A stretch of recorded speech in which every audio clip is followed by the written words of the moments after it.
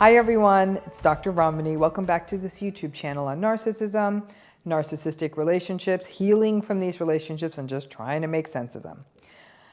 Let's talk a little bit about something called healthy narcissism. From the top, let me tell you this, I am not a fan of this term. So a friend and former colleague of mine sent me an article the other day about this idea of healthy narcissism. I see these articles crop up from time to time, and they definitely confuse people who wonder, well, maybe I'm being too hard on this narcissistic person who is invalidating me.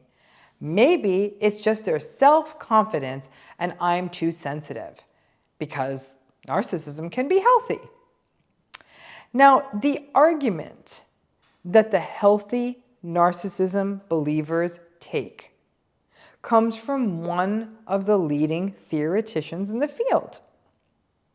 Healthy narcissism, or the real self, is experienced as a sense of self that feels adequate and competent, a feeling derived mostly from reality, with some input from fantasy. So why not just call that a healthy sense of self? Narcissism, by definition, is meant to be a distortion of self-love that really isn't self-love, but a sort of false self-love to maintain a sense of grandiosity, power, and control, to sort of push away that idea that the narcissistic person is less than perfect or less than ideal. That's narcissism. If a person has a sort of healthy self-love or self-compassion, then that's a healthy person.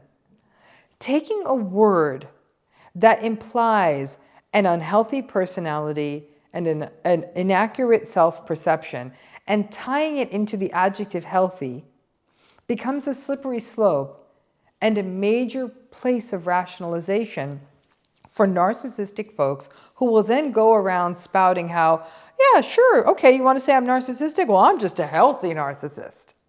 Now, the article goes on to say that you are a healthy narcissist if you are able to be alone. Not so sure, because vulnerable narcissistic folks can actually be quite introverted and so disdainful and dismissive of other people that they'll choose to be alone.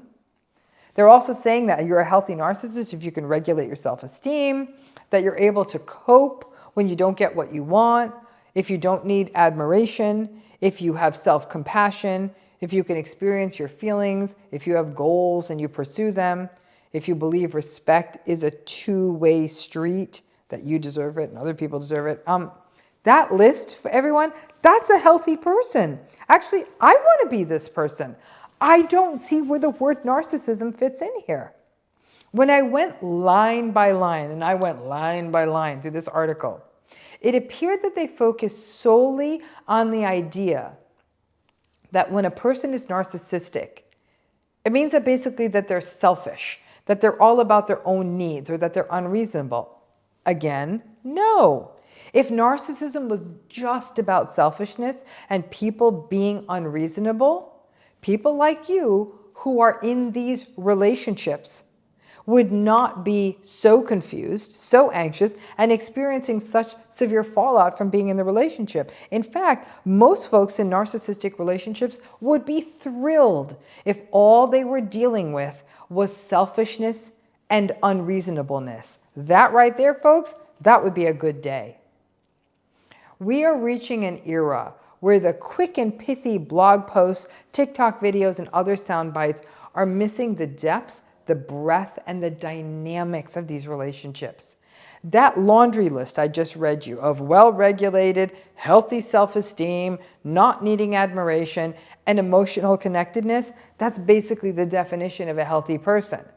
But if you're going to use the word healthy, then why not start calling things healthy depression or healthy phobia or healthy addiction? You just take a problematic word and you put the word healthy in front of it. It doesn't work. Narcissistic and antagonistic relationships are much more than just mere selfishness. In fact, narcissistic people can pass as psychologically healthy at times because they are charming and socially skilled and charismatic and confident. Those are all skills we value in society. But these are people who at the same time need supply and they can't regulate, and they have variable or inconsistent empathy, and they lash out at other people, and they manipulate people, and they gaslight, and they don't take responsibility or accountability. There's no way for those things I just said to be healthy. And that list of things they were calling healthy narcissism has nothing to do with narcissism.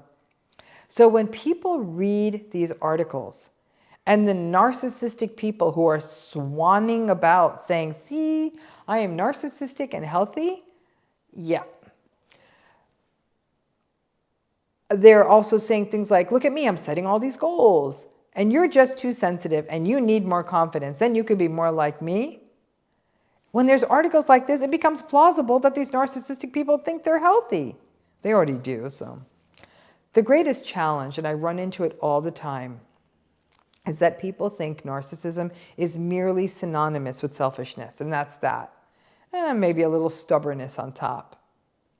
And then, if you believe that, it doesn't take much to say, sure, there's a few pathological narcissists out there, but then there's all this healthy selfishness that you can harness, and isn't that great? Selfishness is a loaded word. It means putting yourself first. And the corollary then becomes that someone else comes second. Actually, selfishness, when it's coupled with empathy, is very healthy. Taking care of yourself, planning in a way that your stuff doesn't get missed, communicating clearly when you need a minute to yourself and then taking that minute, and not taking on the responsibility of having to be all things to all people. That's great, very healthy. But there's nothing narcissistic about those things. Every day, more people share all the bits and pieces of content out there with me that reminds me, when I read this, why people are so confused about narcissistic abuse. All respect to Dr. Masterson, really do, tremendous respect for his work, and his take on healthy narcissism. But in his case, his take on healthy narcissism is part of a far deeper theory of self. I wish he didn't use the word, and even our buddy Freud never talked about healthy narcissism, instead focusing on primary and secondary narcissism. Narcissism is on a continuum. The milder side is more selfish, vapid, superficial, Instagrammy narcissistic folks who care more about being seen and FOMOing and YOLOing their way through life as eternal adolescents. And I would say this is still a moderately pathological state, since these are often not people who can be good partners, who can adult, or parents who can be present with their children. And then that continuum goes all the way up to the severe or malignant narcissism. None of this, the mildest levels or the most severe levels, is healthy. Healthy narcissism, at least as it was laid out in this article, is merely a healthy person. And while the provocative point of view may grab you, don't let it invalidate your very real experience in a narcissistic relationship, because I can promise you this, there was nothing healthy about that. Thanks again.